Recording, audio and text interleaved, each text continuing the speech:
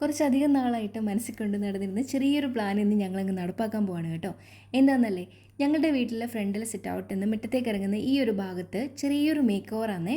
അപ്പോൾ ഞാൻ ഒറ്റയ്ക്കല്ല, അനിയത്തിയും കൂടെ ഉണ്ട്. അവൾ 2-3 ദിവസം മുന്നേ വന്നിട്ടുണ്ടായിരുന്നു. അവൾക്ക് സമ്മർ വെക്കേഷനാണ്. അപ്പോൾ ഈ ഒരു പ്ലാൻ എൻ്റെ മനസ്സിൽ തോന്നിയിട്ട് കുറച്ചധികം നാളായിരുന്നു കേട്ടോ.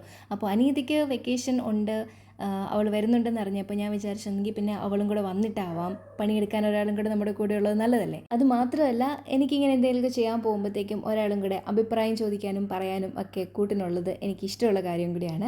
അപ്പോൾ നമുക്ക് ഈ ചെറിയൊരു ഭാഗം ഒന്ന് ലെവലാക്കി എടുക്കണം. നമ്മളിവിടെ പെബിൾസും അതിൻ്റെ കൂട്ടത്തിൽ ഇൻ്റർലോക്ക് ടൈലും കൂടെയൊക്കെ വെച്ചിട്ട് ഒന്ന് സിമ്പിളായിട്ടൊന്ന് ബ്യൂട്ടിഫൈ ചെയ്തെടുക്കാൻ വേണ്ടിയിട്ടാണ് കേട്ടോ. വേറെ വലിയ പരിപാടിയൊന്നും അല്ല.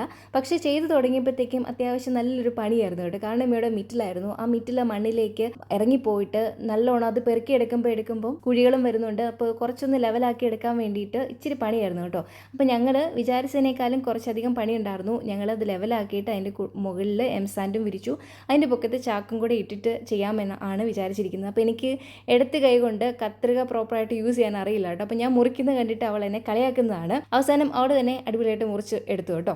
എംസാൻഡ് ഇട്ട് ലെവൽ ചെയ്യേണ്ടി വരുമെന്നും അതിൻ്റെ മുകളിൽ ഇങ്ങനെ പ്ലാസ്റ്റിക് വിരിക്കേണ്ടി വരുമെന്നും പ്ലാനിലില്ലായിരുന്നു. കാരണം മണ്ണ് ലെവൽ ചെയ്തിട്ട് അതിൻ്റെ പൊക്കത്തേക്ക് പെബിൾസും ടൈലും വെച്ചാൽ മതി എന്നായിരുന്നു പ്ലാൻ ഉണ്ടായിരുന്നത്. പക്ഷേ ഈ ലെവലിൻ്റെ പ്രശ്നം വന്നതുകൊണ്ടാണ് എംസാൻഡ് ഇട്ട് ചെയ്യേണ്ടി വന്നത്. അപ്പോൾ എംസാൻഡ് ഇട്ടപ്പോൾ അതിൻ്റെ പൊക്കത്ത് നമ്മൾ പെബിൾസ് ഇട്ട് കഴിഞ്ഞാൽ വീണ്ടും നനഞ്ഞ് കഴിയുമ്പോഴത്തേക്കും ആ പൊടിയെല്ലാം പുറത്തേക്ക് പൊങ്ങി വരുമല്ലോ എന്ന് വിചാരിച്ചിട്ടാണ്. എങ്ങനെയുണ്ടെന്ന് നോക്കാം. അപ്പം എംസാൻഡ് കുറച്ചൊന്ന് നനഞ്ഞ് കഴിയുമ്പോഴത്തേക്കും സെറ്റിൽ ആയിക്കോളുമായിരിക്കുമല്ലോ. പക്ഷേ എന്നാലും ചാക്കിട്ടത് ഒരു സേഫ്റ്റിക്ക് വേണ്ടിയിട്ടാണ്. ചാക്ക് കുറച്ച് കഴിയുമ്പോഴത്തേക്കും ദ്രവിച്ചു പോവും. നോക്കാം എങ്ങനെ ഉണ്ടാവും. ഇനിയിപ്പോൾ എടുത്ത് മാറ്റേണ്ടി വന്നാലും നമുക്ക് മാറ്റാമല്ലോ. കൃത്യമായിട്ട് അളവൊക്കെ എടുത്താണ്, അതായത് ടൈലിൽ വെക്കുന്ന ഗ്യാപ്പൊക്കെ കൃത്യമായിട്ട് ഓരോന്നിൻ്റെയും അളവെടുത്താണ് ചെയ്തിരിക്കുന്നത്. ചെയ്ത് വന്നു കഴിയുമ്പോഴത്തേക്കും മേക്കോ എന്നിരിക്കരുതല്ലോ. അത്രയും കാര്യമായിട്ടും മണ്ണ് ഒക്കെ ലെവൽ ചെയ്തിട്ടെങ്കിലും നമുക്ക് ടൈൽ വെച്ചപ്പോൾ ചെറിയ അവിടെ ഇവിടെയൊക്കെ ആയിട്ട് ലെവലിൻ്റെ പ്രശ്നമൊക്കെ വന്നായിരുന്നു. അതൊക്കെ അപ്പോൾ തന്നെ അങ്ങ് ക്ലിയർ ചെയ്തു. കാരണം ചവിട്ടുമ്പം ഇളകരുതല്ലോ. അപ്പോൾ അത് നന്നായിട്ട് ഉറപ്പിച്ചു. ഇനി നമ്മൾ ഇതിലേക്ക് പെബിൾസ് ഇടുവാണ് കേട്ടോ.